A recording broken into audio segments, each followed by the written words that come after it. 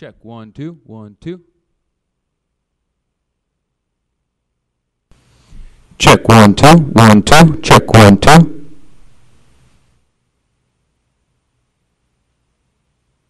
1 2. Check 1 2 1 2.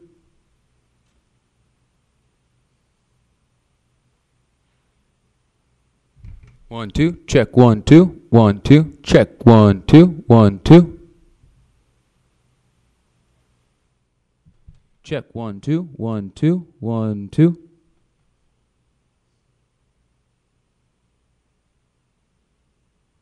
Check 1 2 1 2 1 2, check 1 2 1 2.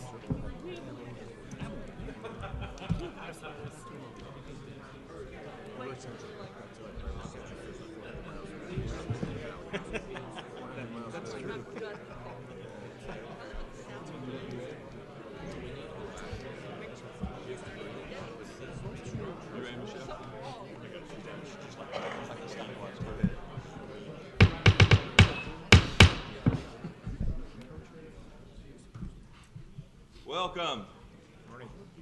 Howdy.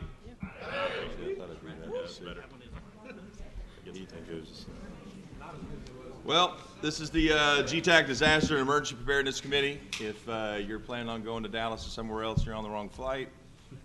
We'll get started today with roll call. Mike Beimer is coming here but is in traffic. Texted me this morning in ICE. Tim Berry. Here. Gwen Campbell. Here. Brad Gowdy. Do we have something from him? He wasn't going to be here, right? I think we have a note. I think I do. Wanda Helgeson. Dr. Kidd. Here. Chief Kidd. Yeah. Robbie Kirk is sick. Called me last night. Mitch Morber. Dr. Morber. Here. Sharon Knowles. Here. Dr. Nemeth. Here. Rennie Pettis. Here. Ricky Reeves. Here. Nick Sloan. Here. Edwin Smith. Here. Dr. McGraw. Not going to be here on shift, probably watching us now. Kenneth Webb. Not here, stuck in Dallas, probably watching us now at the DFW airport with the 2,800 flights that have been canceled for the ice. Michael Wilson. Here. 1, 2, 3, 4, 5, 6, 7, 8. 14, we have quorum. Take a motion for approval of the minutes.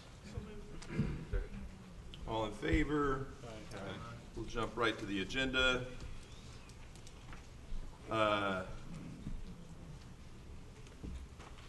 First, we lost some public safety personnel over the last couple of days. We had personnel from Sterling City and the firefighter in Dallas.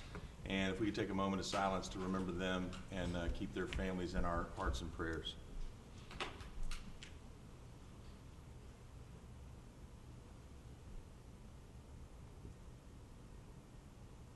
Okay, thank you very much.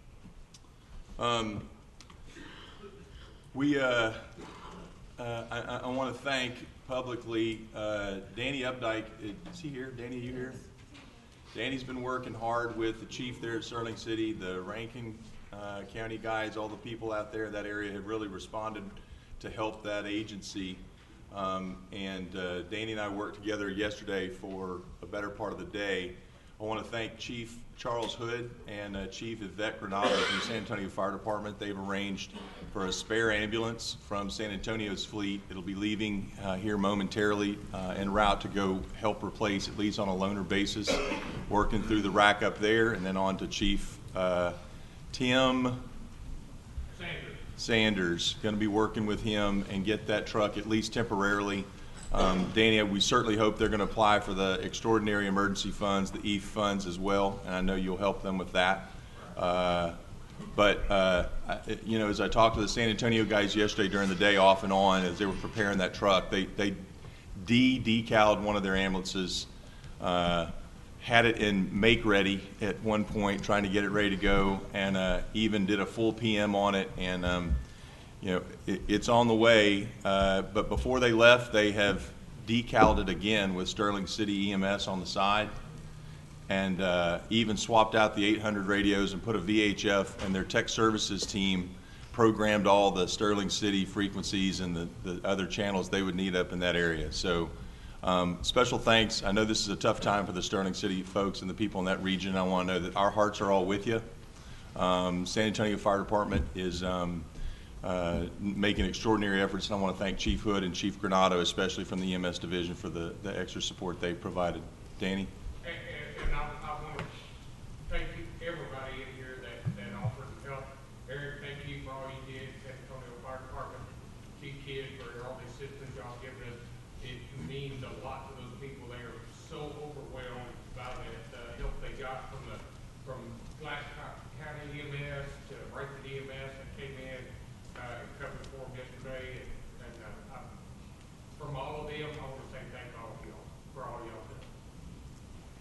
Thank you, Danny. Good work. So, as we talk about the role of RACs, we talk about the role of disaster preparedness, we talk about the merging of emergency health care, our normal day-to-day EMS system, and disaster preparedness. We see these relationships, we see the network work every single day on the day-to-day basis for a single patient. You see us come together around times when we've had loss. And I think we do the same thing when we're responding to disasters. So I was proud to be a Texan yesterday. I was proud to be part of the emergency healthcare system and a part of the disaster system. And, when you see the linkages between Dr. Lakey, Chief Kidd, people across this state that actually came together and cared about these issues, it means a lot, I think, to the first responders that are out there every day. Okay, work group reports. We'll jump right to that. By the way, the email list, if you're on the disaster list, we have started, this is something we do in all our meetings. So we take the list on page 3 through 9 of your pack. Do y'all have a packet? Y'all do have a packet. In your packet on page 3 through 9 is the list server. I think we're up to, how many's on there, Michelle? 224. Jeez, 224 people across Texas are on that list server. You're listed there by your domain name. Please go through that. We do not really clean that up. So if someone has moved on or in another career, let us know. We'll take their name off. If there's somebody who wants to be added, just drop your email up here with Michelle. She'll get you added to that list as well. Eric, would you move the microphone closer to you, please? Oh, Please, please, don't make him do that. Can't hear him? Thank you, Sally. Is that better? The history of man, no one's ever said they couldn't hear me, so maybe this is a first. Jason, is that okay? We're going to do something crazy there. Use your inside voice now. I'll use my inside voice now, yeah, thank you. Okay. First up on the list, I think this agenda is close enough for the 90-minute session. We might actually have an agenda that's achievable today, so I'm not going to walk through and table a bunch of issues. So we'll try to get through this thing completely for the first time. Dr. Kidd, the Texas Disaster Medical System and the mass fatality issues. No. All right. So in the Texas Disaster Medical System, we are continuing as a steering committee and subcommittees to focus on our subcommittee groups and the work that they're doing. There are several subcommittees. The MOC structure and Regional Public Health and Medical Group have continued to work to refine the MOC structure and the organization to be used throughout the state, and are going to be switching their focus to developing a toolkit for the regions to use and taking input at PHEP and HPP meetings.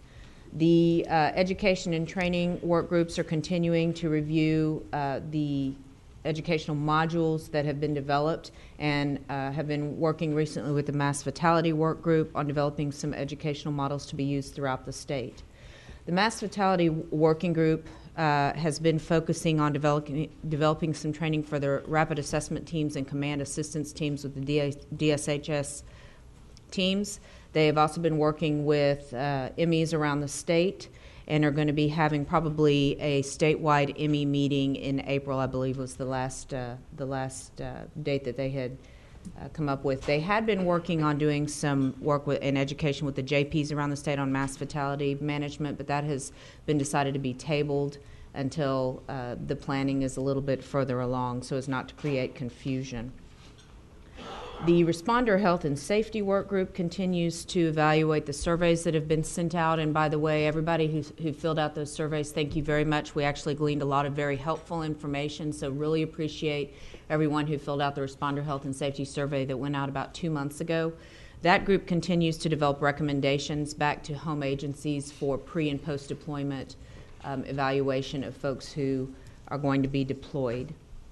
The resource typing work group is almost done doing resource typing and has decided to try and develop the resource typing more in line with the FEMA documents. There was some discussion about that, and it was felt that that was probably the best thing to do. We are, Dr. Morber's Catastrophic Triage and Guidelines Committee has developed some final recommendations to go back to DSHS. He was going to give that deliverable, that report out the last meeting. However, due to the weather, he and Pat had to go back early. And so we're going to be looking forward to those final recommendations to DSHS at the next meeting.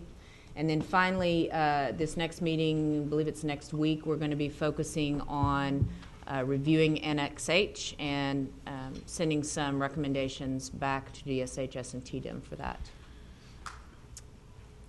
I encourage everybody to, if you can, attend the meetings, please do. Look forward to everybody's input and participation as we continue forward. We've actually been very happy with the work that's come out of the work groups in the last several months. I think we're really moving forward. Any questions from the committee on that? By the way, welcome to our new committee members. Didn't do that very well. Some of this is y'all's first meeting, right? A few of you guys got put on the committee recently, so welcome. Emily, I actually have a couple of questions. So the first is we've decided to change the name. Where's Rick? So we've decided to change the name to make sure it's more inclusive of the entire mission. So we're going to refer to them as the Regional Public Health and Medical Operations Centers. Is that official? And we think that's going to help improve the uptake, basically, and the acceptance and participation. We're still going to call them, we're trying to figure out how to say that exactly, ARFMOC. So it's going to, is it still RMOC kind of in general, and we kind of say it, the PH is going to be silent, kind of like the P in psychiatry, but with an H or something, I don't know. Okay, but you'll see new documents. When you see RMOC in the old way, that's probably just because we haven't thought to change it yet, like on the agenda. It'll be when you say RPH MOC, you'll know that's the same thing. Okay? Any questions about that? Second is the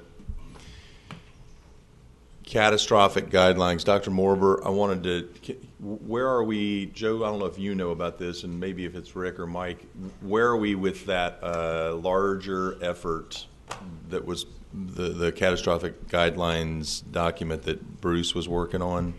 Because that was going to incorporate some of the work you guys had done, some of the other teams, but there was a larger effort, right? You know anything about it, Joe?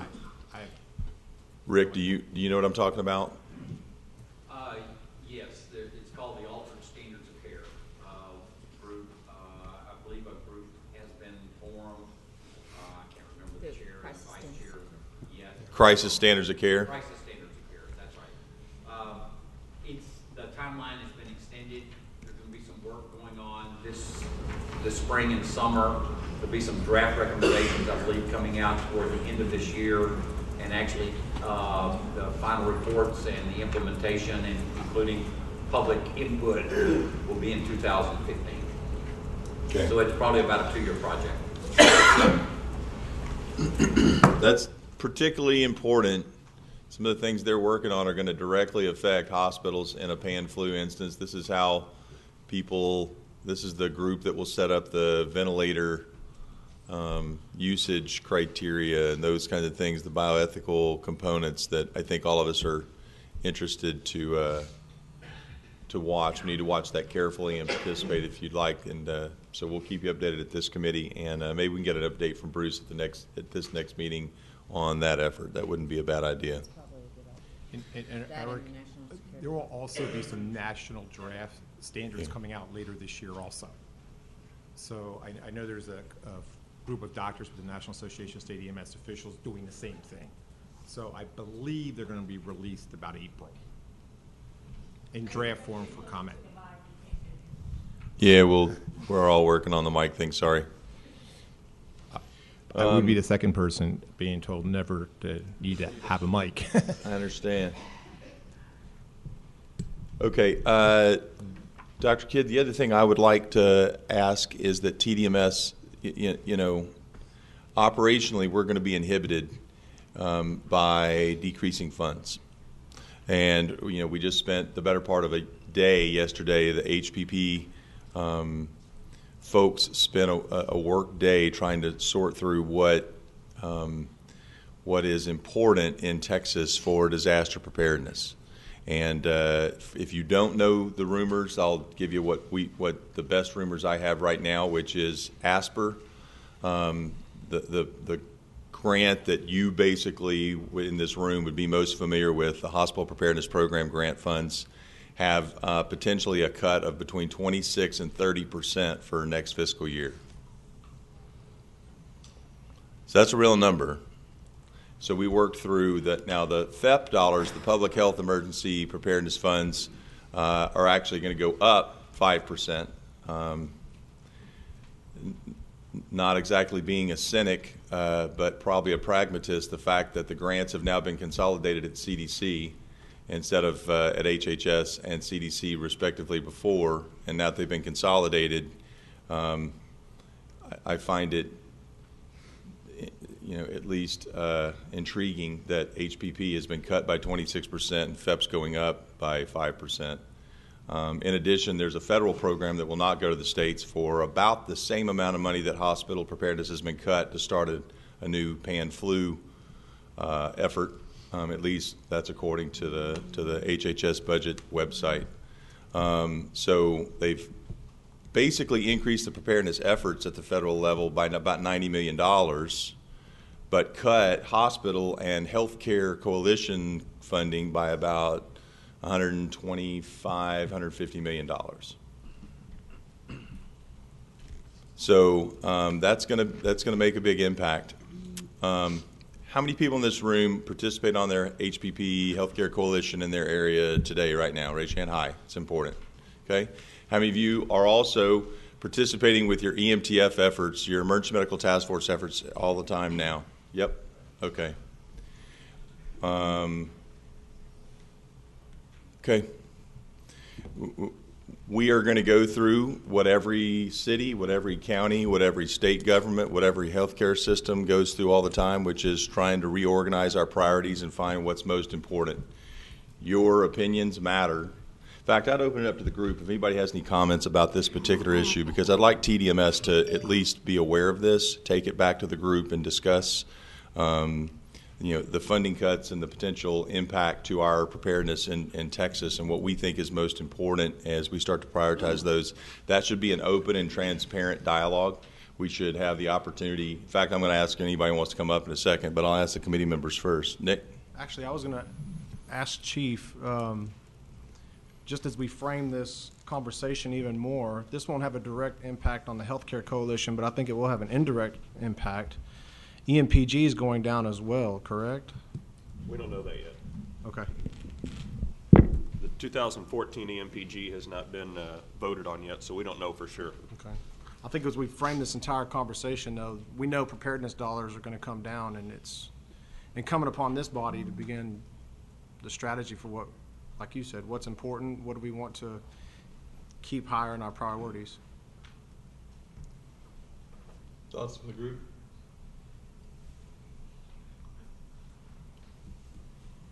Yeah, who can walk us through the allocation process? Where are the decisions made? And I understand the EMPG and Homeland Security grant decisions and how they come, but I'm fuzzy when it comes to the other grant streams. So who makes the decisions at the federal level and who makes the decisions at the state level where that money is allocated? I can tell you at the federal level, it's at the highest, it's at CDC at the highest levels, working with probably the White House and Congress on the allocation of funding. When it comes into the state, there's a whole division that does that, and I'm not really familiar with that. I know Jane can answer that question, or maybe Kathy when she gets here. Rick or Ann? Ray or Rick here? Rick is here. Is Ray here? Dun, dun, dun, dun. No, nobody's wanting. It's too early. HPP, czar, commandant. Good morning. I think trying to answer your question, Chief Kidd, Congress ultimately allocates or reauthorizes the funding for the HPP program, and a lot is driven by the PAPA law, including the distribution of funds, including how the funds are distributed once they're awarded at the federal level, how they're awarded to the state awardee, and the direct funded city jurisdictions. The best information we've gotten from ASPR so far in December is that because of the recent federal budget that was agreed to and adopted, they're anticipating, as Eric indicated, about $150 million cut to the national program. Because of the funding formula that is pretty much dictated by the PAPA law, it really impacts each individual state differently. They actually showed us a map of the different anticipated impact on each of the states, and for Texas, the impact was going to be about minus 26%, a reduction of about 26%. The current budget for HPP this fiscal year is $24.7 million, so we're looking at cutting about $7+ million of activities that we currently fund right now. Statewide? So that's a big number. Yes. I'm sorry, somebody had a question? You said $7 million is statewide, correct? So as Eric indicated, part of our planning process, trying to be proactive.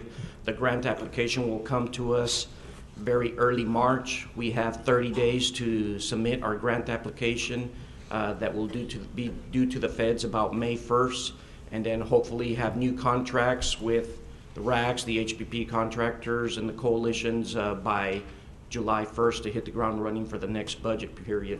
So we're already having those discussions, have had the last 2 HPP monthly meetings, discussions about what do we want to prioritize, what's important to this program. I think it's all important, but when we're having to cut $7 million, what's going to rise to the top as far as our priorities? Some of the surveys that we have done with the healthcare coalitions have indicated that the top priorities are the people doing the work at the regional level that are building the coalitions. The work can't continue if the people go away, so that's a top priority. EMTF is another top priority.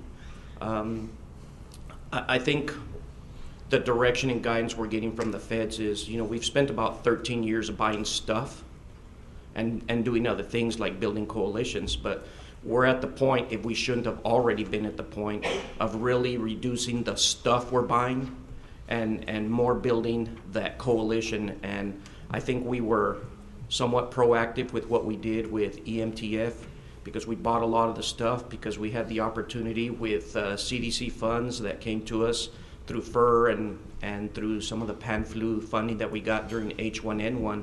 And I think that year they couldn't spend all the money on the FEP side. So they came to us at the 11th hour and said, can you spend $9 million? And we did it in like 3 months' time. And that's how we funded and really kick-started EMTF, buying a lot of the stuff. But now that we have the stuff, we need to build the teams, we need to roster the teams, we need to do the training, so on and so forth. So that's where the people are needed, and that's where we're trying to put our priorities. Things that we discuss is how are we going to allocate the funds regionally once we figure out what that pot of money is that's going to go to the regional level. Projects that we've funded at the state level, what's the future of those state projects? Do we continue to take advantage of economies of scale, doing price reductions because the state's doing it, or now does that push down to some of the regions and say, fund what you can fund? So those are some of the tough discussions that we have had, and unfortunately, whatever the end result is, there's going to be winners and losers, and unfortunately that's some of what we're going to have to deal with, and some tough decisions. Any other questions? I'm sure there's a group. Does anybody from the audience, this is an open comment period, if anybody wants to say anything? I will say, Eric, at the national level, one of the bigger issues is the maintenance of all the stuff we bought over the years. And I do sit on a committee at the national level, and the money has not been allocated for maintenance.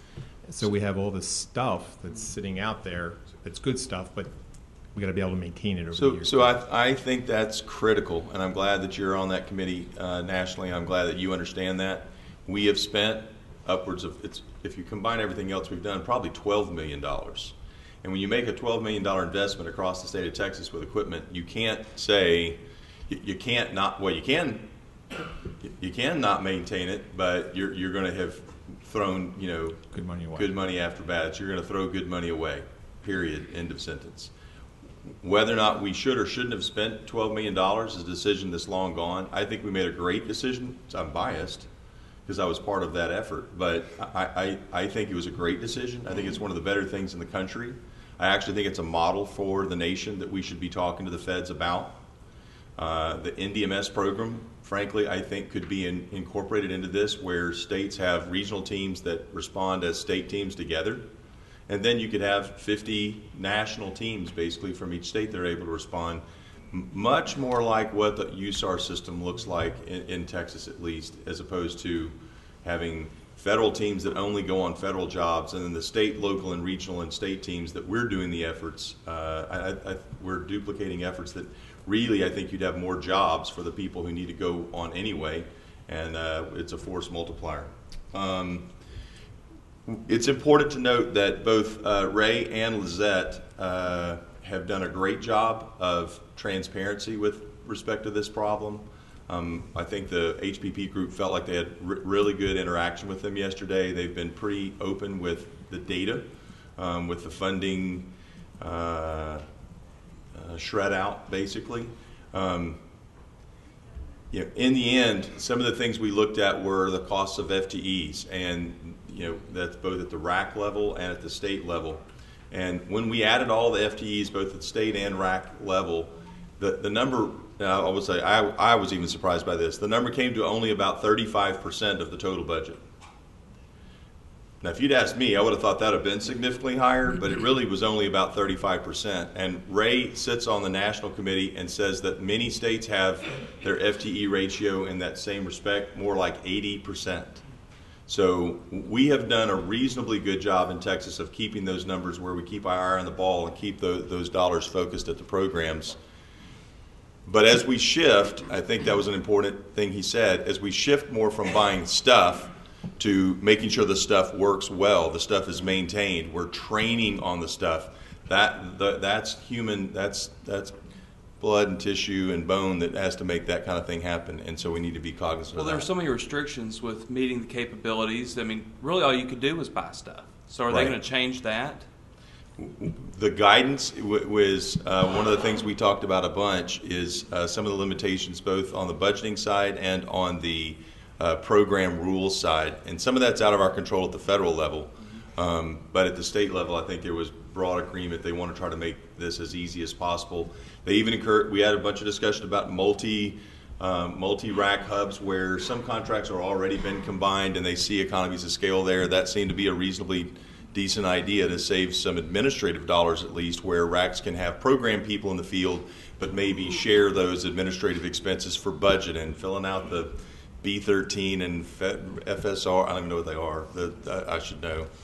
There's a whole team of people that we have to make sure we turn in all those reports on time and those kinds of things. But if you had a person doing that for several racks, that would be helpful. We also discussed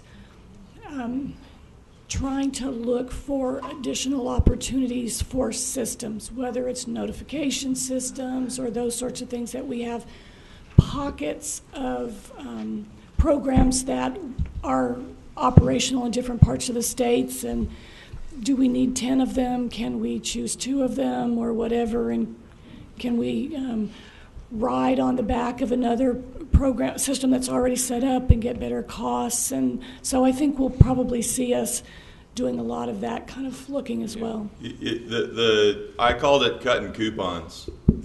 Right? I mean, when you start, there's not a smoking gun in that. There's not a pot of $26 million. It's going to take, sort of the cutting coupons when that's what it's going to take. And we need to start thinking of what do we need versus what do we want. Right. Well, and there's a lot of stuff we can cut. I mean, how much stuff do you have sitting at hospitals that we ordered because that's what you could order, and it's just... So I'm less worried about this. So I'll tell you that stuff was probably, we had a delta, and whether it was needed or not needed, I think most of it was actually needed. I know with the stuff we've purchased, I think was needed. The things I think of are the ongoing costs of EM System, WebEOC, Everbridge, all of the other things we have. How many hospitals in the room? If you work at a hospital, raise your hand high. Okay. How many of you guys been on Divert lately? Anybody been on? Okay, 2 or 3. Let me take the last month.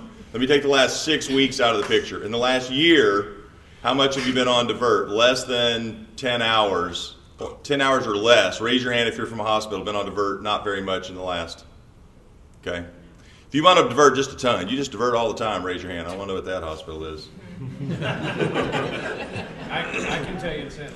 Yeah, well, Ira works at this. I work at the diversion in Houston. Yeah. So,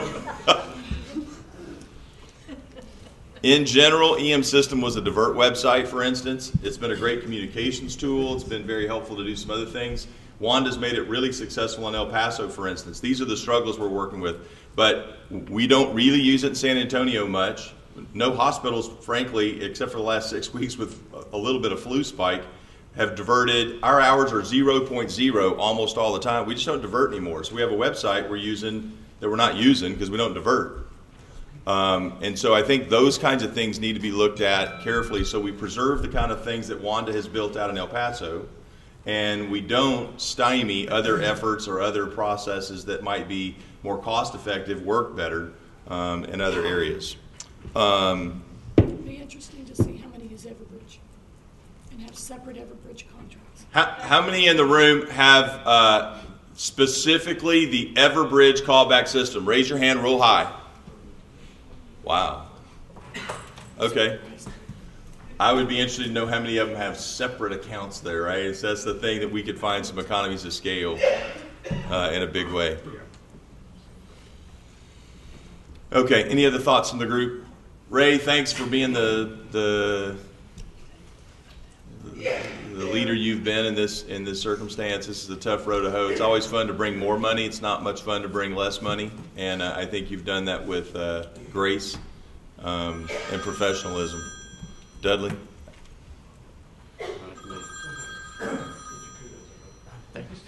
Just one real quick comment.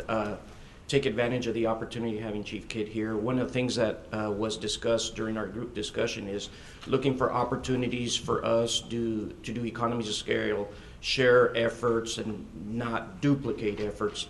And one of the things that we would like to sit down and talk to you and your staff about is opportunities for us to look at warehouse, because we have a lot of regional and state caches that have been built and put in place over the last 13 years. And one of the things that we're looking at with recurring costs is the warehouse side of it. And if there's any opportunities that we can maximize our efforts, join forces for the benefit of our statewide response, then we definitely want to take advantage of those opportunities. Yeah, Ray, we're all in on that. In 2010, back up, on the emergency management side of the house, there are 3 funding streams: the Urban Area Security Initiative, State Homeland Security, and the Emergency Management Performance Grant. Urban Area Security Initiative was 5 cities or 5 urban areas. It's down to 2 now. State Homeland Security in 2010 took a 72% reduction across the state. EMPG has maintained, we gained about $1 million last year out of about 18 million. We have to survive this way. We have to start looking at we plan for catastrophes all the time. We got to start planning for the catastrophic loss of funding plan as we move forward and figure out where we don't grow, but what the systems are that we need to maintain. It will make us better. It will make us smarter. It will make us more resilient when we go through these exercises. And we are all in. We are all in and partnering as we look through this together. And at the local level in San Antonio, we did find economies of scale working together where y'all could buy trailers and we could buy trucks, and wow, we have a combination now. And I think we need to be looking at that statewide, so we are ready to come to the table. I agree with you 100% because I think we've lived through some of this in my previous life when I was in emergency management. I think one of the great programs was the MMRS program. At the federal level, funded 125 jurisdictions that covered protection and response capability for 90% of the population with those 125 jurisdictions. In Texas, we have 13 MMRSs that covered 90% or more of the population of Texas. That was a great program. Funding went away, but a lot of their efforts were still there. A lot of that switched over to HPP and other programs because we were still trying to tackle some of the capabilities, some of the resource coordination and that, and we've been able to continue that effort that the funding stopped for MMRS. And I think we are in that transition mode now, possibly with HPP with significant funding cuts. So I mean, it's still all of us. It's still the same emergency management folks. It's still the MMRS folks. Still we're all still the same people. We just attended all those different meetings, And so we're still all going to be left behind, and we're still going to have the expectation, rightfully so, from our citizens and elected officials that we're going to respond when the day comes. So we need to do whatever we can together to make sure that we maintain that capability. Totally agree. Thank you. And this really just echoes what Ray and Chief Kidd just talked about, but in our last AMBUS meeting here at the state level, we actually had discussions about this too, because most of us view those AMBUSes with other vehicles in the fleet of maybe a 10-year lifespan. And although there's some cities who feel they're trying to get that into their own internal vehicle replacement policy, there's some agencies that host those AMBUSes that don't have that as an option. And so we talked about, do we wait 8 or 9 years before we start letting state legislators and other folks see those and make those things, or do we start now? And I think the other piece not to lose sight of is that anytime this happens, if you look back over history, great ideas come from way up on high in Washington, D.C., and then they become local issues and local payment things.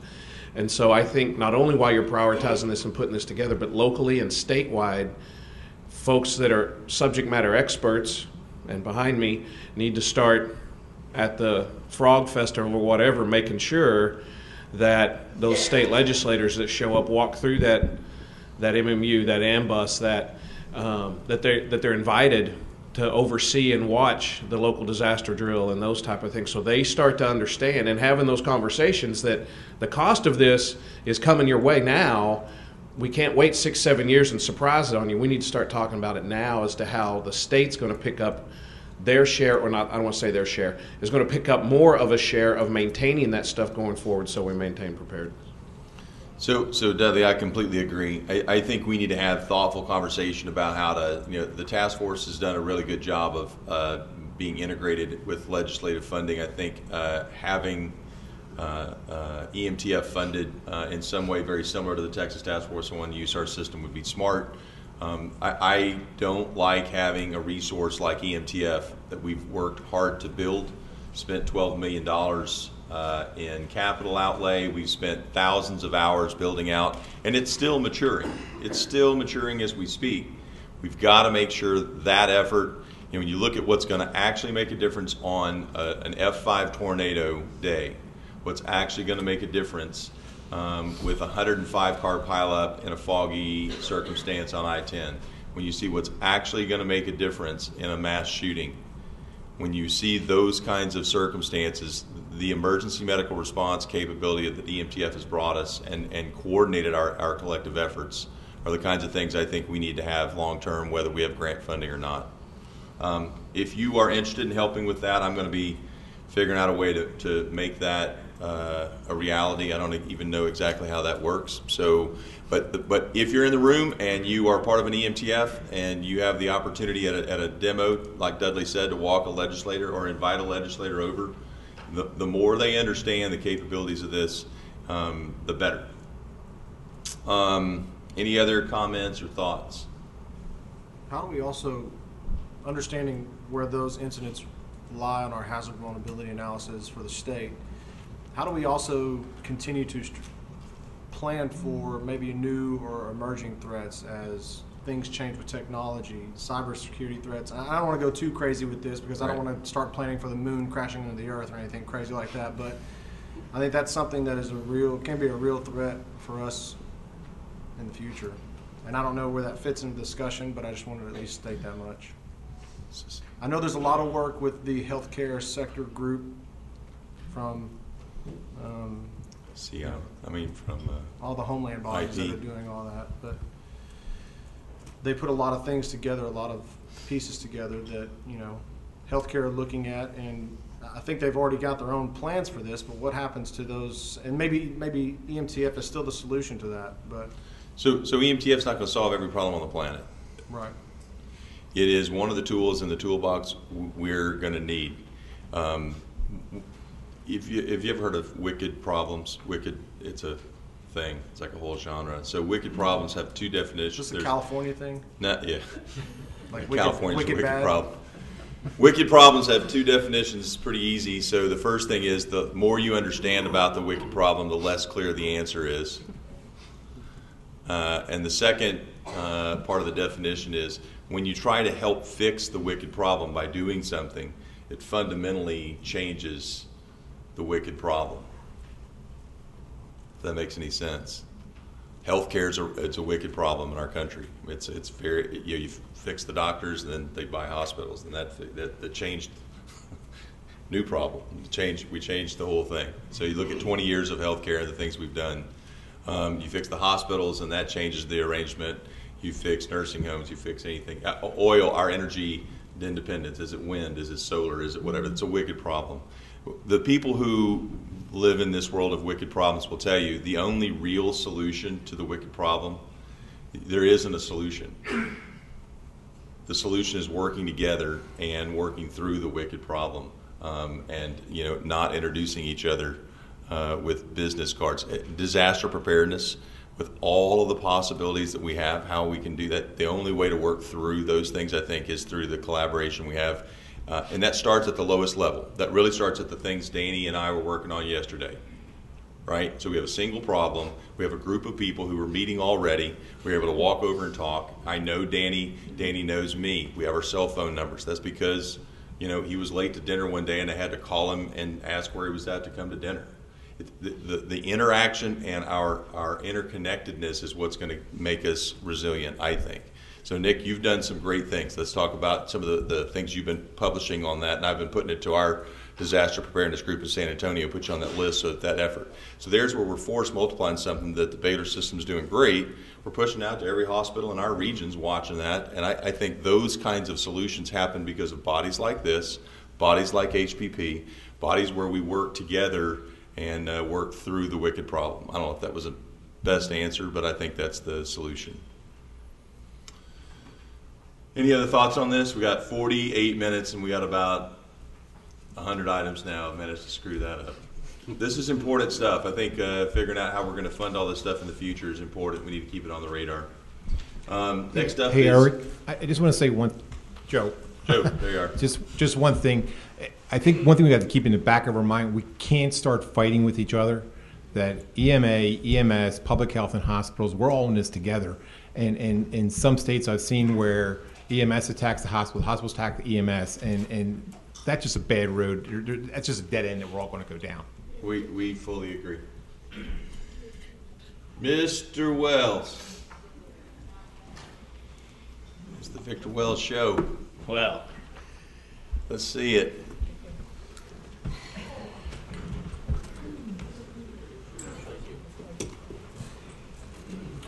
All right. One of our, first off, thanks for allowing me the opportunity to talk. One of our things that I'm most proud of today is something that we've been working on for a little while, especially since our last time that we were able to sit with you, is working with the air medical side of the house and helping them to move forward with an MOA.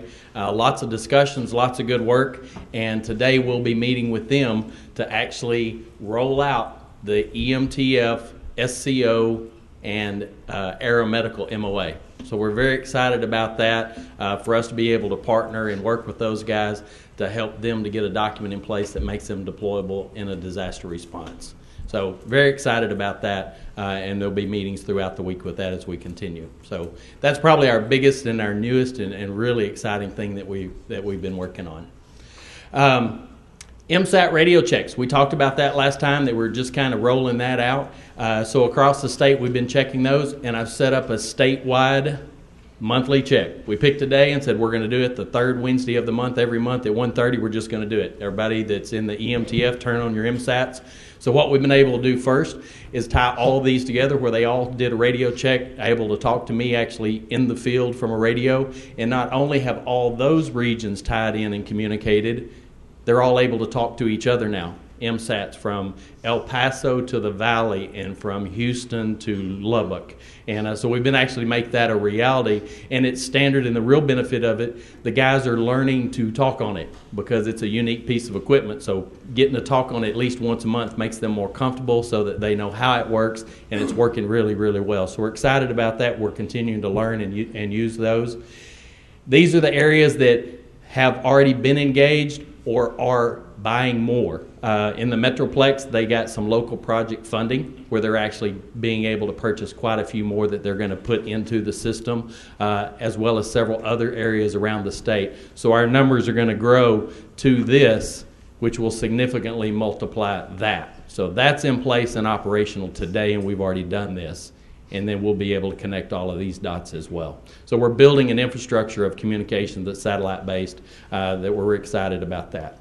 Upcoming real soon, next week, we'll be in Galveston with the ASM class, bringing users from around the state. All of the 8 EMTF regions are sending personnel. So we've allowed that opportunity, although it's in one location. Each region has some slots so that they can plug people into that. So we're looking forward to being able to do that class next week in Galveston. And then following that in March, we're moving up to Arlington. We'll do the MIST class. We're doing the same thing there. Each of the 8 regions have slots that they have available to fill so that we get equal participation and involvement from around the state. One of the things this is an old slide from 5 of 13, and it's the MMU, and it was the minimum equipment we started looking at and said, hey, who has this stuff? And simply awareness of looking at it to say, well, we have it, some don't. We said, let's start a list. So we started a list, and everybody looks at this as the green boxes or the red boxes. So all the regions have been looking at this going, I need to make my red boxes go away because this is a standard. So we moved along. This is as of this month. Wow. All the red boxes are almost gone. So we're very excited about Go back one and do it again. Better one, better two. Better one, better two. I like two. 2 is good. So we're very excited, and the coordinators are especially excited because they got to where they would call me and said, I can make another red box go away. And that was the whole goal, is let's work to figure out how we can move things around, how we can make things happen. And these aren't little boxes. It's oxygen delivery systems for an MMU. Didn't have it. Lots of red boxes on that line. Now they're gone. So we're very excited we've been able to accomplish that by mostly awareness of figuring out what we needed, put a little focus on it, now work on it till you can make it go away. Now with that, the MMU, it seemed to work. So we started it with the AMBUS. So this is stuff that we've talked about over the last couple of years with the AMBUSes. I realized that although we all talked about bumpers and we talked about air conditioner cages, I didn't realize who had them and who didn't. I know who's talked about it. So on this spreadsheet, I'm working with every region, every EMTF coordinator, every AMBUS owner, operator to say, do you have cages? Do you not? So we're tracking that all the way down to the next to the bottom line. It starts with a yes, and then there's a couple of gaps, and then there's 3 reds. I know you can't see that. That says vehicle replacement plan. We've actually started asking people, have you got a vehicle replacement plan? So we got yes, no, no, no, yes, no, yes, maybe, and no. So at least people are now starting to think about it, so it's not a surprise. So those are the things that we're looking at now, so that we're getting the big awareness of what the AMBUS is doing, all the way down to things like the stretchers. We've got some issues with the stretcher slide outs on the AMBUS that we're going to work on. We're tracking that stuff through here. So, and Ray, while there's a sliver of great news, actually, so there has been some discretionary funding that I can announce that Ray approved recently, like a day ago. So all of the AMBUSes have some minor maintenance. It's about $4,500 each, but it totals up to a big number. So it's about 70 grand total, and Ray got that discretionary project approved through. So we will have full funding to help all of the AMBUSes swap out those stretcher sliders, and there were some other things on that list as well that I'm probably forgetting. Is that right? The stretcher slide and the stability straps that go with it. Got it. So, AMBUS dudes in the room, you're Ray's right there. Way to go, Ray. Thank you, Ray. That's a big deal. Yeah, come on in, Ray. Sorry to interrupt. No, please. You know, we talked about this about a week ago, and it was brought to my attention about the challenge with the 13 AMBUSes and trying to work through this. And we, fortunately, at the time had some unspent carry-forward funds that we were looking to allocate for statewide projects. And when Victor talked to me about this, we thought that this was one of the ways for us to show our appreciation for what this group has done with the AMBUSes and the benefits that we have had by those hosting jurisdictions. And we realize that those hosting jurisdictions don't have, you know, $6,000, $7,000 sitting around waiting to spend on projects like this. So this was an opportunity for us to help them out and get those dollars spent. So we were more than happy to go ahead and allocate the $70,000 to get that project done. Thank you, Ray. Anytime you have unallocated dollars, the ground transport guys can help you spend it. You just got to ask. We got something. Okay, so for the AMBUS, we're excited about that, and we're hoping that this whole same model of just awareness will help us to be able to track where we're going and what we've accomplished so far.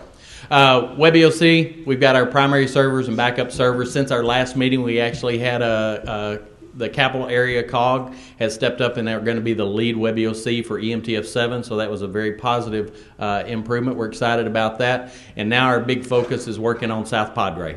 We're pulling the teams together. We've talked about it a little bit before. EMTFs 11, 8, 6, 2, and 7 are deploying to South Padre to set up a Type 1 MMU for the exercise. That's our footprint. Most people may or may not have seen that. We've got a planning committee that's working on the exercise side, as well as a group that's working on the operational side that'll happen at the same time. So this is a parking lot of Chapel by the Sea, which is on the south end of the island, and that's the footprint right now that we intend to set up for the MMU on the island. The typing document with the personnel, we're planning on sending a Type 1. As you can see up there, that's a 35-person team that'll deploy, and then we're going to rotate those teams out, combine teams together to accomplish that mission, where we will have a day of setup and a day of teardown, but 4 24-hour periods of clinical operations while we're on the island.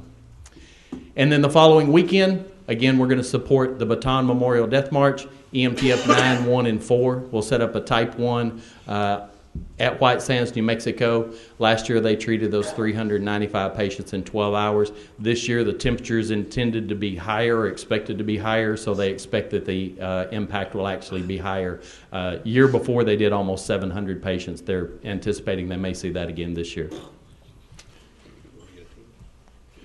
That's EMTF in a box. Questions for me? Questions from the group?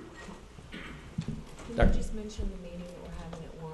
Oh. We're trying to get as much clinical input as we can. Yeah, so MMU group supervisors and physicians are meeting at 1 o'clock in the pop-off room to have conversations. I don't know where it's at. Here.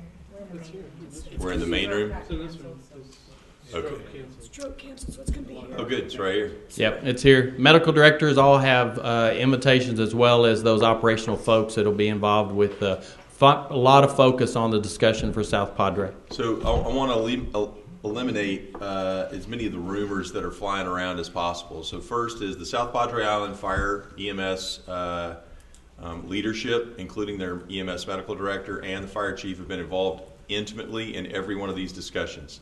They've agreed that 911 patients can and should be brought. I mean, if you guys know the circumstances, you're talking about 35 miles back to the mainland to a hospital, with bumper-to-bumper traffic on a 2-lane road, which means if you're driving off that island, if you've ever been on a coastal road and you're splitting, a 2-lane road, just driving down the center line as cars, just peel apart and you drive down the middle. So you're not doing 70, right? You're not taking somebody who's sick to the hospital very quickly. It's probably an hour and 15, 20 minutes. So having the field capability that we're going to have with the MMU on the site is a great benefit to both the citizens, the transient population that will be there temporarily, and of course to public safety and other people who are going to be there protecting and might get injured as well. We are going to be working with the MMU physicians, the nurse managers who are managing the teams, and the EMS medical director and the fire chief. Okay, so let me allay, if you're shot in the chest, they're going to go by helicopter off of the island. There's some gray area that we were going to be working those people up in the MMU. Now, if the helicopter's 10 minutes out, that's entirely possible they might come to the MMU and have a life-saving intervention, an intubation or something else while they're waiting on the helicopter, and the helicopter lands right next to the MMU and takes them away. True, that would be coming to the MMU with that patient, but the reality is critical patients will be decided on a transport-by-transport basis, what destination, and also based on the volume in the MMU itself, based on the capabilities and clinical capacity at the time. So we're not building a level 4 trauma center out on the island for 5 days. We're putting a field hospital to help with surge. We're going to do the best we can to help that EMS system and that healthcare system, and when we're unable to keep doing that, they're going to do what they've been doing for the last 15 or 20 years anyway. It's kind of a win-win-win all the way around. That group We'll meet at 1 o'clock and have more discussion about that. And on game day, during the event while we're there, we're going to have active participation by the medical director and the fire chief about transport by transport decisions. Hope that eliminates people's concerns and lets people know that the decisions about that will be handled by the authority having jurisdictions command structure, medical structure, and also the team clinical leaders. I'll volunteer for MIST for that. Yeah, all right. Good deals. You can sign up. Bring your tent. Yeah. Real quickly about the SCO and AirMed contract. There's any questions about that? Anybody have any questions about the air medical contract at all? DSHS wanted us to do that with the state coordinating office, which is Victor's office, because there's so many air medical programs across the state. How many aircraft do you think we have in Texas? Anybody know? Take a stab if you can. Who thinks 40? Raise your hand if you think we have 40 helicopters. Raise your hand. Air medical helicopters, 40. Okay? 50. Raise your hand if you think we have 50. Raise your hand. 60. Who thinks we have 60? Who thinks we have less than 40? Let me do it differently. Who thinks less than 40? Who thinks we have 60? 65. 70. Yeah, we get your point. Nobody knows. What's the answer?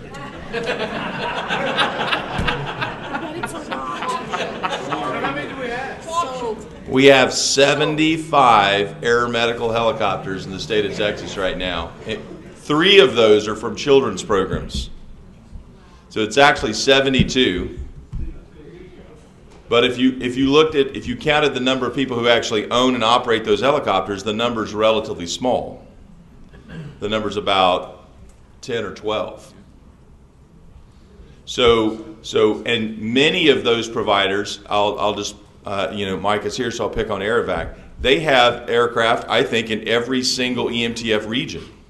So to have an individual EMTF MOU signed with each one of those was unrealistic at best and probably not going to happen at worst. So the idea of concentrating that to do that through the SCO as a single point of contact made a lot of sense. The other thing is, if we ever activate this, it's almost always for hurricanes. Big hurricanes, not just hurricane, big hurricanes. And if you thought about other jobs that you might use air medical, let's take West. Let's take a mass cow shooting, something like that, like a mass shooting. God forbid something happens. Air medical is going to be doing that on a regional mutual aid basis anyway. And remember, regional mutual aid to an air medical program means they can be in Waco from San Antonio in about 2 hours. Right? We're not going to activate the state MOU for them to go basically and go pick up 25 or 30 patients. It's going to be over in 5 hours, 6 hours. So the regional capability of a helicopter to extend past their normal surge capacity, it seemed to be, as opposed to an ambulance or an ambulance going to West, that's a different thing, right? So I just want to make sure we're briefing up why the SCO, we're doing a single air medical MOA. And that I think this is still going to be integrated fully with the regional processes for regular mutual aid and regional jobs. Okay. Next on the agenda, MIST. Vic, did you cover those MIST and ASM courses in your slide deck? Yes, Mark, you're off the hook. So those courses are coming up. Have we announced the dates? We don't have the dates for the... Not for the refresher, but those okay. If you're due up, there's probably a lot of you guys in here, I can see you, due up for the refresher. We are going to have that refresher in one of 2 places. We're going to have that hopefully in conjunction with the hurricane season kickoff that Chief Kidd hosts every year with the governor. And that will happen at a location yet to be determined and announced. And when we have that location, we'll then find hotels nearby to do the location for the MIST and ASM refresher course. Are we welcome back where we were last year? Yeah, we're welcome back there. We just don't know. I'm not putting you on the spot. Okay, Chief Kidd's working through some things to figure out where they're going to host that thing. So when they make a decision, we're going to get the word out to you. So the reason we're not doing it is not to be cagey. We're just trying to make sure we line that up with that event. It's a big event, the hurricane kickoff every year that the state hosts, and we want to be a part of that. And we think putting the MIST and ASM refresher as close as we can in alignment with that is good business. So that's why you don't have the dates, but you'll have them soon. You have the date, you just don't have the location. Yeah, good point. We have the date, we just don't have the location. Discussion of RMOCs. I covered that earlier about changing the name to Regional Public Health and Medical Operations Centers. We ought to have all of them deployed in the next 6 months now. So there's a deployment schedule that they will be working out there. Jeff Hokeem and Steve Hahnemann are coming up with a plan to have that deployment document for every region in every area with the RPHMOCs. And so we're about 30 minutes early. I thought we might take sort of this planning of next steps and meeting frequency and some of those kinds of things. So it dawns on me, I was at breakfast this morning with Ricky and a few other people, and it dawns on me that our agenda has gotten smaller and that we've accomplished a great deal. So it worries me that either there's not any issues to talk about anymore in disaster preparedness, which I don't think that's the case. So if that's not the case, we need to come up with a list of the next steps, right? The next things we need to be concerned about, whether it's funding, whether it's cybersecurity, whether it's an EMP, whether, how are we going to deal with those kinds of issues. The things we've accomplished in this room, this body, many of you in the audience have been participating in this just like a committee member basically for the past 10 years. Look at EMTF. You remember the discussions we had after Rita, where we didn't even have, I think there were 5 supervisors for 300 ambulances in a parking lot. Right? Look where we've come in 7, 8, 9 years, the ability to be able to put ambulance strike teams with leadership, well-trained, organized, common communications on the road very quickly. The ambuses, the field hospitals, the ambulance utilization criteria we have now published and as part of every evacuating hospital's rule of thumb. Regional medical operations centers, integration with public health, the Texas disaster medical system as a concept. I mean, there are things that we used to talk about in this room that we have created entire fingers of a hand to handle those genres. So our meeting, this body, workload's going down because we've created long-lasting processes that will solve those problems. It's good. So what are the next things? That's the question right now. What are the things that are going to kill us in the future? The power grid, the stuff that Dr. McGraw sent out, I think that is to me, it feels like it's a true concern. Maybe it's because I watched that special on Halloween. I don't know. But from my limited understanding of how all that stuff works, it seems that the power grid is very, very vulnerable. It's always a fine balancing act to keep it alive and going. And it wouldn't take much for somebody to actually knock out the statewide power grid, and it would take them a lot longer to get it ramped back up. A couple of things you may not know, if you're a Texan, you'll be proud of this. There are 3 power grids in the country, in the U.S.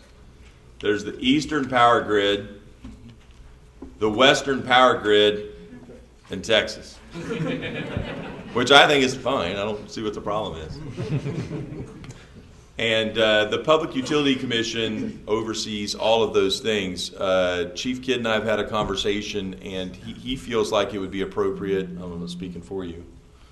He thinks it would be appropriate that we have the Public Utility Commission representative who manages sort of the emergency management aspects of the PUC, Regina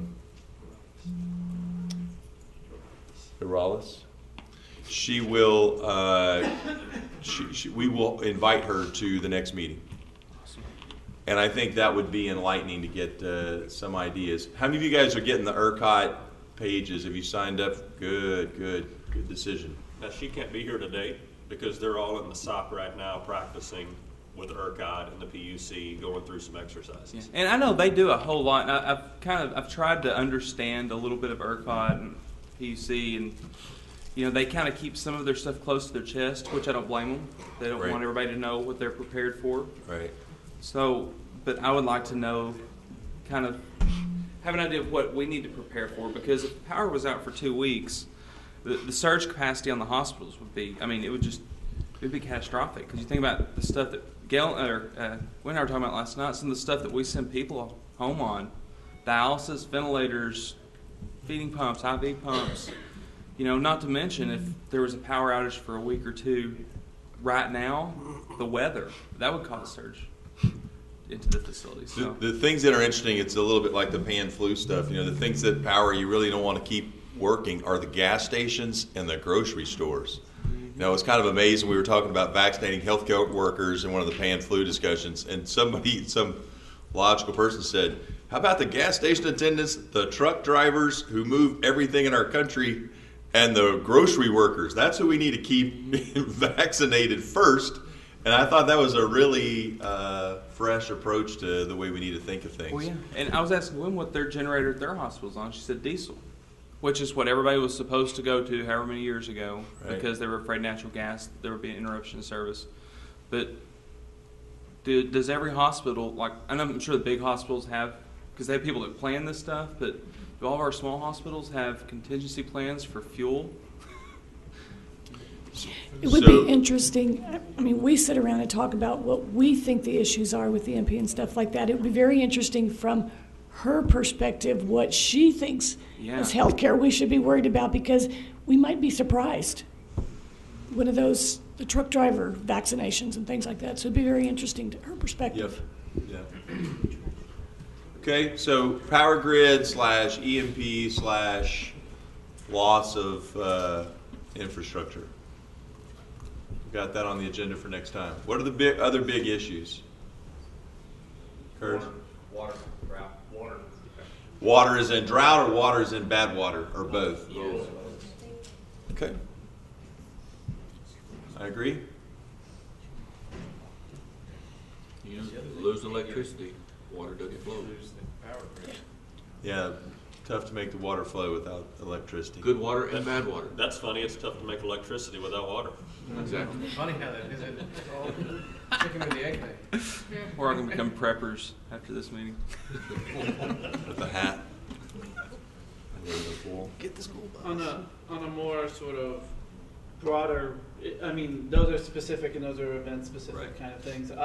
The thing that I guess it concerns me the most, or the one that I'm getting, is healthcare as a whole. We're pushing people more into their homes, into doing on their own, but with a lot of support on a daily average basis.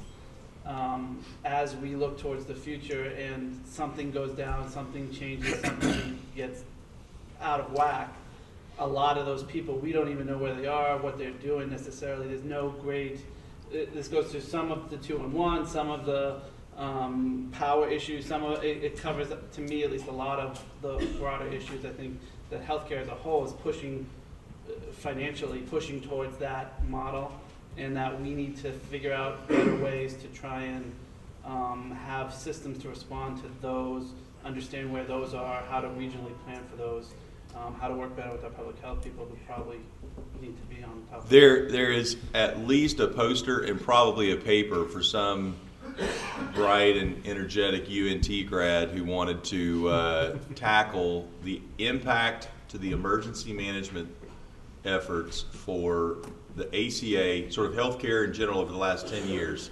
The Houston folks talked about the difference between Andrew, Rita, Katrina, and Ike, just in that sort of 3 or 4 years band of how much sicker people were at home and the requirements to evacuate those people versus even 5 or 10 years before.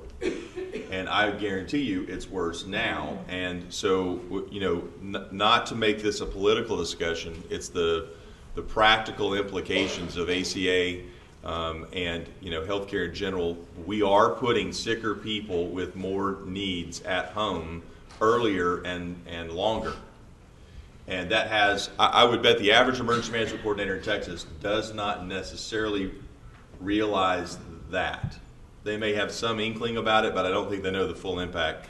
And be able to see the spike in that in the last, it'd be a great poster. And there's a whole, well, that does provide, the ACA has put some challenges and pushed some things that way. I think there's also a lot of questions people are coming up with and CMS is looking at is there is wording in there to try and fund some of those things. Resiliency is used regularly. There's wording in ACA for that, and CMS is trying to figure out what that is. And now maybe sometimes to sort of put in some more interesting ideas that may be cost effective and get us what we need. Okay, I agree. Other issues from the audience, things you think that you sit in this meeting and go, I don't know why we ever talk about X. What is it? Eric, I know most of our group has been discussing and talking the pandemic situation, but if you watch the news and you watch across the world, more and more of this is popping up, and I don't know that we're really prepared for a true pandemic in the state of Texas. I know everybody and all the agencies are working on it, but they're kind of all in little silos to some degree too. I think we really need to look at the pandemic possibility and are we prepared for that in all avenues? Because when we look at funding and we have a pandemic, we don't have enough, I don't think, of the materials and the things we need to support a pandemic. You know, I think we felt like we kind of ran that to ground. Like it seems like maybe 05, 06, 07, we just got kind of pan-flued out. And then I think we got just so worn out on it that every time we said the word, we were shell-shocked. And I agree with you. I don't think we've spent the kind of time in the last 4 or 5 years consistently across the state in all aspects. So I think pan-flu or epidemics would be a good other topic. Sir? Good morning. My name is Sam Vance. I am the State EMS for Children Program Manager. So I would be remiss if I did not bring up the issue of pediatrics and disaster preparedness. Being new to the state, I'm not familiar with how we are prepared to handle our children in disasters. Do we have the needed equipment on our AM buses and our mobile medical units? Do we have diapers, formula, proper medication dosages for children? I know I sent you the new FEMA document on reunification of children after disasters. So those are just some of the things that I would like to see, and sitting back here with Sally Snow, that on the pediatric side of the house that we'd like to see integrated into this, and potentially in the future to have a pediatric representative sitting on the disaster preparedness committee. Second. Wow. So we, for a period of time, we had a liaison. Where's Lori? Is Lori here? Just trying to integrate. I'm sorry. We did at one point had identified a pediatric committee liaison that was attending this meeting regularly. And the other thing that was important, Lori Upton, who is was from Texas Children, is at CETRAC now in Houston at RACQ. Was a part of a multi-state, the FEMA Region 6 working group on children's issues that they're working with the Children's Hospital. So Arkansas Children's, Texas Children's, Cook, et cetera, they were all participating in a quarterly work session about disaster response for children. Does anybody remember what I'm talking about? Yes, I'm on there's an IAEM group too. So this was done by, no, this was the Talon, this is the Texas, Arkansas, Louisiana, Oklahoma, New Mexico, the Talon group from HHS, right? It was a Gene Bennett committee. Yes. Wanda and I sat on the same committee. Okay. And so. Go ahead. Sure. So at the New Orleans conference in December, a group that was on that original group is talking again about starting that group back up at the Talon level. Does everybody know Talon? Texas, Arkansas, Louisiana, Oklahoma, New Mexico. TALON spells Talon's easiest way to remember your FEMA region states. We're FEMA Region 6, and those are the 5 states involved in FEMA Region 6, Talon. And so the first time Texas led the group. After the discussions at New Orleans, and Ray, correct me if I'm wrong, it seemed more like New Mexico was going to be stepping up because they have a conference coming up soon, and we're going to try to organize all of the same people that were on it previously. I haven't seen any additional information, but there's definitely the thought process of restarting that pediatric group. So if you'll keep us abreast of that and report back, we'll make it an agenda item on here for sure. With respect to the equipment and stuff, Dudley, do you guys have that as an item on the AMBUS list, or if we could add that to ensure that there's adequate pediatric equipment for the AMBUS working group? Kind of to add to what Christine said, as was mentioned in New Orleans, New Mexico is wanting to take the lead for FEMA Region 6, and they have an upcoming conference that I think they're going to use as kind of a springboard for some of these discussions, not only pediatrics, but also burn centers. And I think, listening to the earlier discussion about pandemic, I think all of that is part of the same discussion. It's limited resources or allocation of scarce resources, whether it's burn centers, pediatrics, and what a pandemic event would cause us to deal with.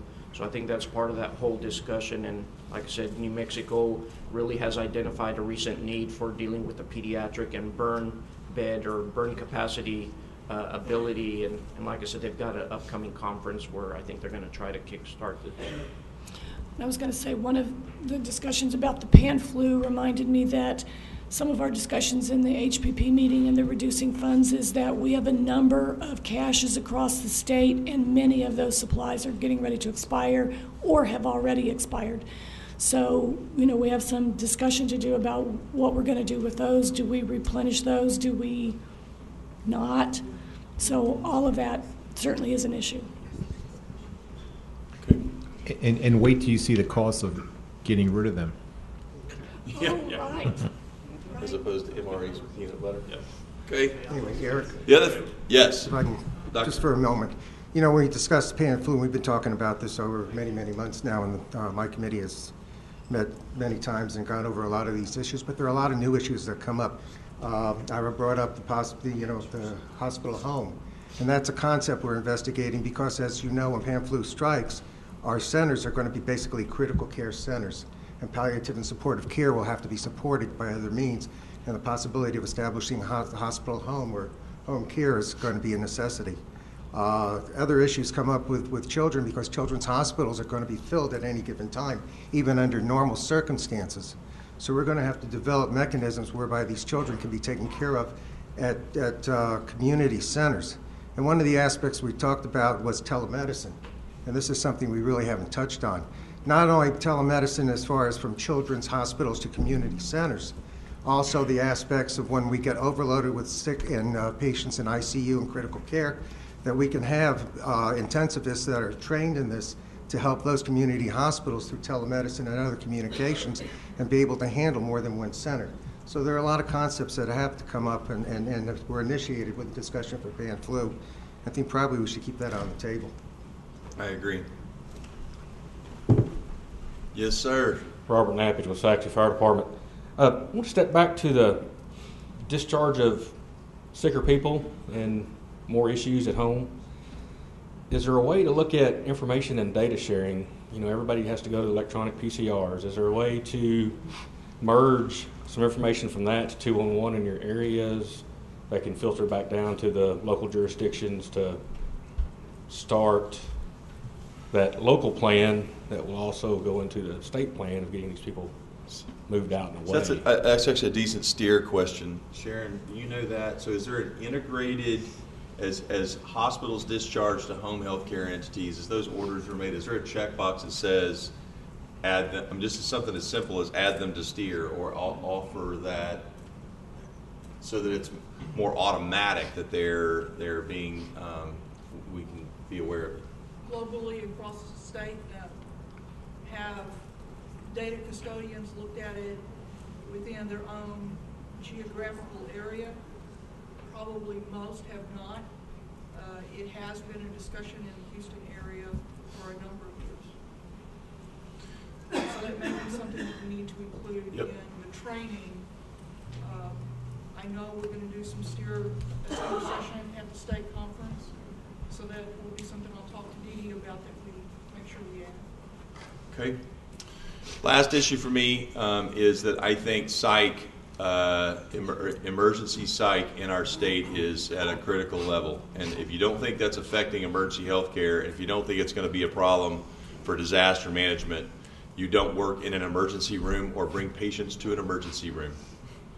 And we are at a critical level in San Antonio right now. We've done a quick study, a 3-month check of this, using emergency detentions as a surrogate marker for psych patients in general.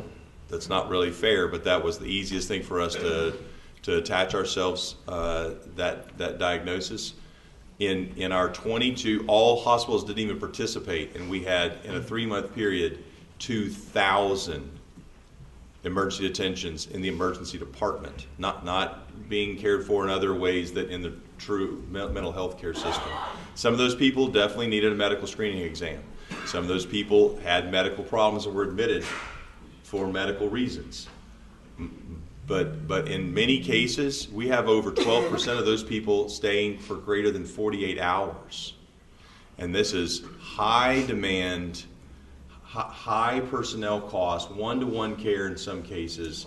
Violence to the team members is skyrocketing, and this is going to affect our. This is out of our swim lane in the emergency healthcare system, but it's directly affecting the emergency healthcare system in Texas right now, and it's got to stay forefront. I hope that GTAC will consider maybe a working group or a task force to start working on this issue to raise the level, because frankly, I don't see a great deal of movement. There's a work group out of THA that's working on this, but we need to provide them the kind of support and data that they may need. This is a critical problem. As much as any of the other things we talked about with the power grid and everything, the things that are going to be a serious problem if we have a disaster is going to be acute mental health problems, because we can't deal with it every day. NICTRAC actually have a disaster behavioral health working group going now, and they may be a good resource to start off with. Chief Kidd had a couple of thoughts. Groups like this do very well, in my opinion, at solving or recognizing large problems. A lot of this started because we had large issues that we needed to deal with. And as we talk about what can we start tackling now, I want to challenge us to be sure that we do stay in our lanes. We are all burdened sometimes by well-intentioned people that create rules and regulations for us when if they would have asked us, we might have taken that a little differently, a little different approach. And I want to take the opportunity now to, as we talk about electricity and as we talk about water, not focus on looking up, but focus on looking out, and make sure that at the local level, your hospital, your facility, that you're talking to your current electric provider, your current water provider, because as we can bring in a high-level overview to give you some answers, it will not solve your problems. You've got to go back today and start talking to the people that are providing the utilities that we are worried about maybe in a resource shortage. And so, yes, we will, but we've got to quit relying on, and this group does not, but a lot of our groups rely on somebody else to solve our problems. So we need to be sure that we're going back and solving them at that local level first. I agree with that. One of the things when we brought our electric, we brought CPS to a meeting of our material and facilities guys, and I was fascinated that some of the hospitals didn't even know they were on two feeds. That was to say veins. I knew that wasn't right. Arteries. So two feeds, which was really beneficial because they could survive with just one of them. Those kinds of tangible, real things. The other thing is I learned there's a couple of places in town we don't want to get blown up because it would like throw the whole grid off, which is not, I didn't want to know. I'm not happy that I know now. So anyway, I agree with, water vulnerabilities are. Yeah, I'm agreeing with them that we need to make sure that we take personal responsibility at the local level and connect into those systems that we work with every day. I don't have anything else. I'm going to open it up to the audience. Anybody else has any other ideas? I appreciate your participation up to now. Going once. I just want to say that, I don't know if people have been paying attention, but the American College of Emergency Physicians released their report card of how every state's doing.